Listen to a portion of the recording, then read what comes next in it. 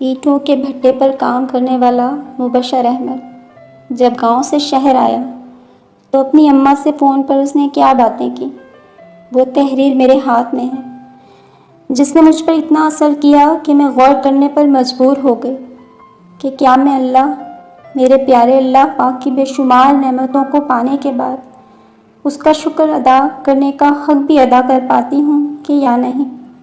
اگر آپ کو ایسا لگتا ہے کہ آپ کی زندگی میں بہت غم ہے، شکر کے لیے کوئی نعمت، کوئی لمحہ موجود نہیں ہے، تو یہ تحریر خاص طور پر آپ کے لیے ہے۔ دعا ہے کہ اللہ پاک آپ کے دل کو بھی ایسا ہی سکون عطا کرے جس طرح کا سکون میرے قلب پر نازل ہوا ہے، آمین۔ مجھے ڈرائیور کی ضرورت تھی۔ ابا جی سے ذکر کیا تو انہوں نے گاؤں سے مبشر احمد کو بھجوا دیا۔ ابا جی نے اس کی بہت تعریفیں کی تھیں کہ بڑا نیک اور شریف لڑکا ہے، 10ویں پاس ہے، اسے رکھ لو، اس کی اماں تمہیں دعائیں دے گی، اور ماں کی دعائیں تو میرا سب سے بڑا ویک پوائنٹ تھی۔ میں بھلا دعائیں ہاتھ سے کیسے جانے دیتا۔ مبشر احمد کو بھیجنے کا کہہ دیا۔ وہ گاڑی چلانا جانتا تھا۔ کچھ دن کی ٹریننگ کے بعد اس نے باقاعدہ چارج سنبھال لیا۔ ابا جی نے مبشر کے بارے میں ٹھیک کہا تھا۔ اس کا اندازہ مجھے اس دن ہوا جب صبح جاگنگ سے واپسی پر سرورٹ کوارٹر سے آتی تلاوت کی آواز نے میرے قدم روک لیے۔ میں نہ جانے کتنی دیر اس کی اتنے خوبصورت اور پرسکون انداز سے کرنے والی تلاوت کے سحر میں جکڑا وہیں کھڑا اس کی تلاوت سنتا رہا۔ میرا وہ سارا دن بہت اچھا گزرا۔ میں اپنے دل کی خوشی کی وجہ نہیں جان پایا تھا، مگر میں خوش تھا، بہت خوش۔ اور پھر میں اکثر خوش رہنے لگا۔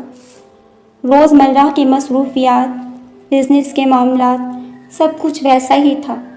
فرق صرف اتنا تھا کہ اب مجھے چیزیں پریشان نہیں کرتی تھیں، جیسے دل کو اٹھا کر کسی نے پرسکون جگہ پر رکھ دیا تھا۔ دل نے بے چین ہونا، پریشان ہونا کیوں چھوڑ دیا، شاید میں جان نہ پاتا اگر مبشر احمد کی اس کی والدہ سے ہونے والی گفتگو نہ سنتا۔ بھیگی آواز سے وہ اپنی والدہ کو حال احوال بتا رہا تھا۔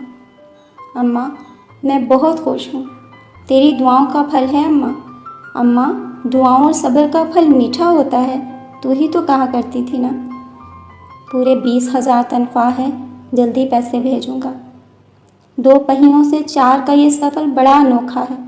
اماں، تیرے سائیکل چلانے والے کملے مبشر کو اللہ نے بہت نوازا ہے۔ جانتی ہے اماں، میں بہت سوچتا رہا کہ کیسے چلتی ہے یہ گاڑی، موٹر کیسے کام کرتی ہے اس کی۔ پھر تیری بات یاد آئی کہ جب میں چھوٹے ہوتے تو اس سے پوچھا کرتا تھا، اماں یہ بسیں کیسے چلتی ہیں، تو کہا کرتی تھی، میں کیا جانوں پتر، میں تو بس اتنا جانتی ہوں کہ یہ اللہ کے حکم سے، محض اس کے فضل سے چلتی ہیں۔ 100 بسم اللہ پڑھ کر سوار ہوا کر پتر، یہ منزلوں پر پہنچاتی ہیں۔ تو ٹھیک کہتی تھی اماں، یہ محض اس کے حکم سے چلتی ہیں۔ اب میں جب بھی گاڑی میں بیٹھتا ہوں 100 کیا 1000 بار بسم اللہ پڑھ کر بیٹھتا ہوں۔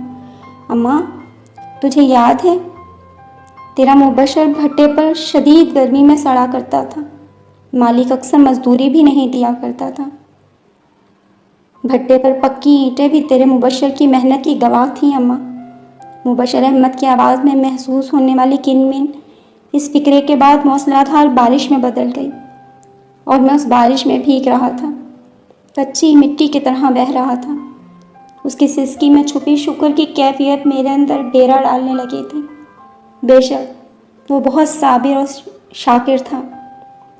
وہ اپنی والدہ سے کہہ رہا تھا کہ شدید گرمی میں جب ٹھنڈی کار میں بیٹھتا ہوں تو اس مزدور کی خوشی کا خیال آتا ہے جس کی مزدوری اس کا پسینہ خشک ہونے سے پہلے ادا کر دی گئی ہو۔ اماں، تیرے مبشر کی ساری مزدوریاں رب نے جمع کر رکھی تھیں، یکمشت ادا کر دی ہیں اس نے۔ اس کی آواز بھاری ہو گئی۔ ہاں اماں، آیت کرسی پڑھ کر بیٹھتا ہوں، چاروں کل بھی پڑھتا ہوں۔ اماں، صاحب جی کے لیے بہت دعائیں کرتا ہوں، اور بھلا کیسے نہ کروں۔ اللہ انہیں سکون اور خوشیاں عطا فرمائے، ان کے کاروبار میں برکت دے، آمین۔ میں نے زیر لب کہا، اس کی اماں نے بھی یقیناً آمین کہا ہوگا۔ اور یہ جو میرے دل نے اتنے سکون کے ساتھ اس پاک ذات کا شکر بجا لانا سیکھا ہے، تو یہ مبشر احمد کی دعاؤں کی قبولیت کا ہی ثمر ہے۔ میری آنکھوں سے آنسو جاری تھے۔ وہ ایک معمولی سی نوکری پر اتنا شاکر تھا جتنا میں شاید 1000 نعمتوں پر بھی نہیں تھا۔ رب کا اس طرح شکر ادا کرنے والا کوئی عام شخص نہیں ہو سکتا۔